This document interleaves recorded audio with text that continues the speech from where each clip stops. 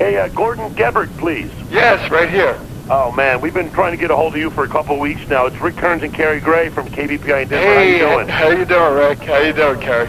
Excellent, Gordon. You're the KISS guy, right? Yeah. He's the author, along with a guy named Bob McAdams, of a book called Kiss and Tell, which just came out. I've been getting press releases on this thing for a long time. You're an insider of the whole KISS world. Very good friends with Ace Frehley, among, I guess, more so than the other guys. And you've just written this book that's getting all kinds of attention.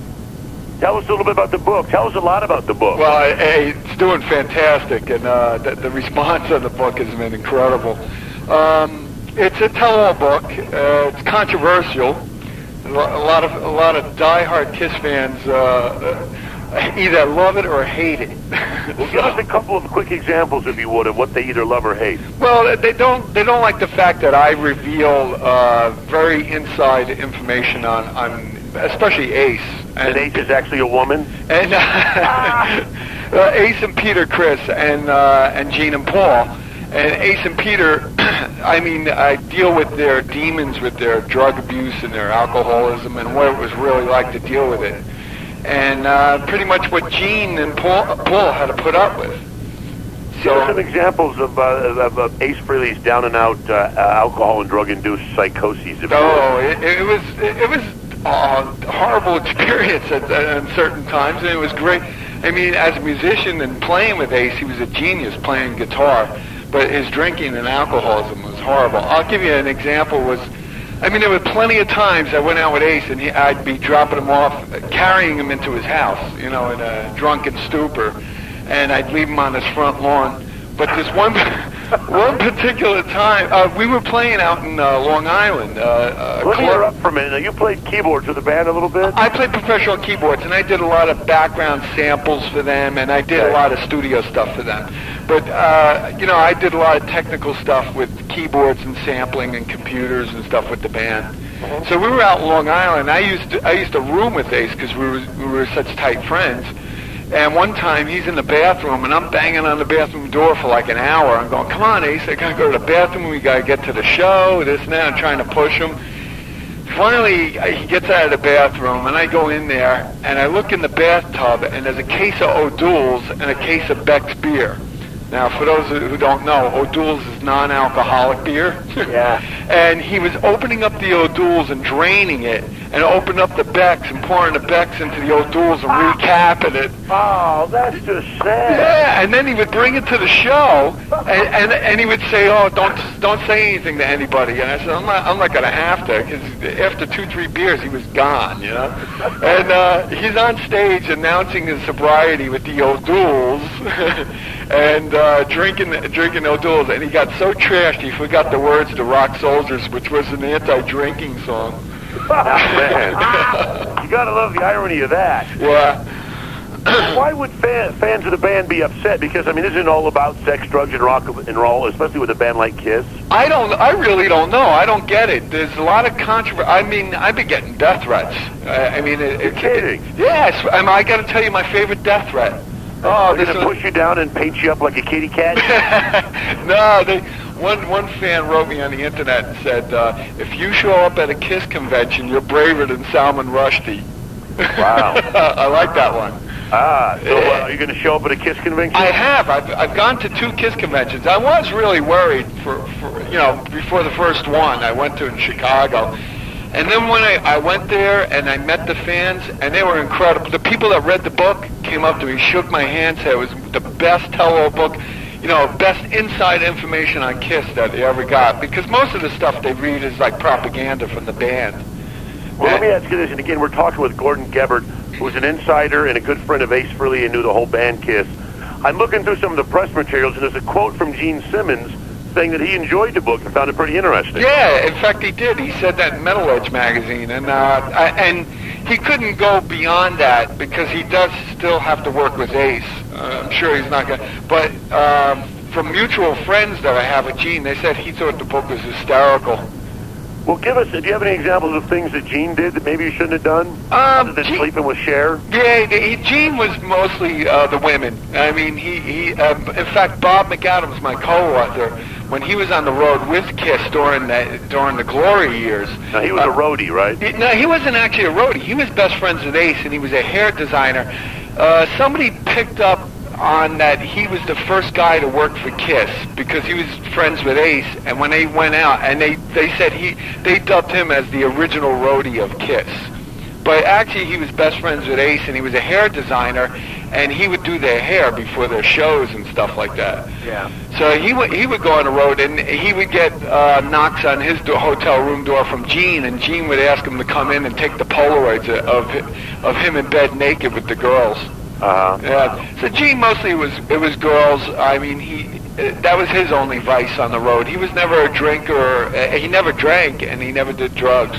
He used his tongue for other things. Yeah. Yeah, when you got a tongue that long, it's not too hard to pick up ladies. I mean, you can literally pick them up like they're a fly and you're a frog. Yeah. I haven't read the book yet, but what's the body count? Higher than Wilt Chamberlain? What do you think? Gene Simmons or Wilt Chamberlain? I think they're neck and neck there. Oh, I don't want to see that picture. Yeah. Hey, Gordon, we enjoy talking to you. Can you hang out and talk to us a little bit more in just a minute? I'm here. I'll wait for the commercial. It's Gordon Gebert, the author of Kiss and Tell, along with Bob McAdams, a new inside look at the entire band KISS.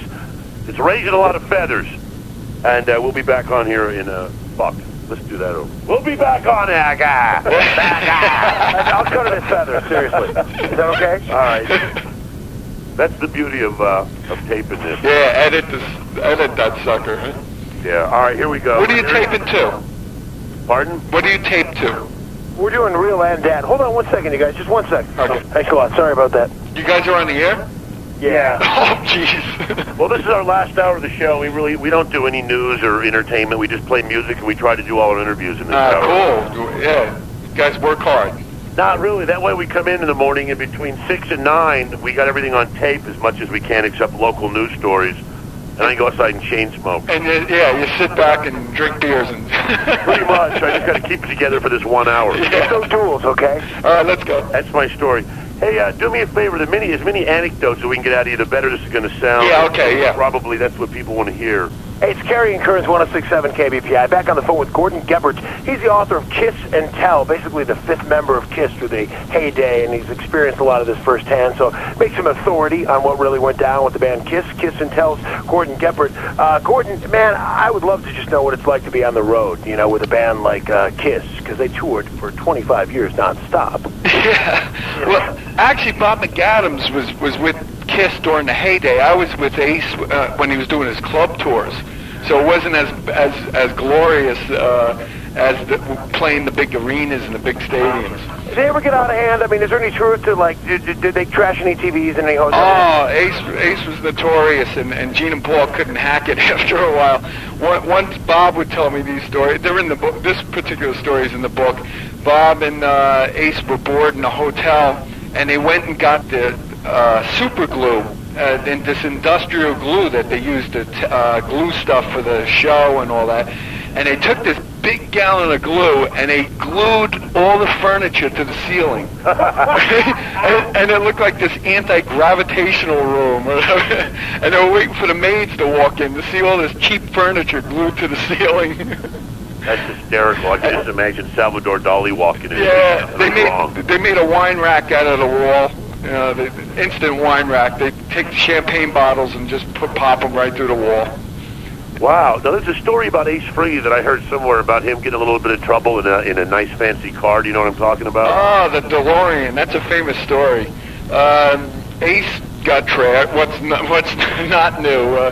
He got trashed, and he started driving the DeLorean the wrong way on the Parkway, on the Bronx River Parkway here in New York. And anybody that knows this parkway knows it's 2 lanes and it's very windy. It's a lot of blind curves.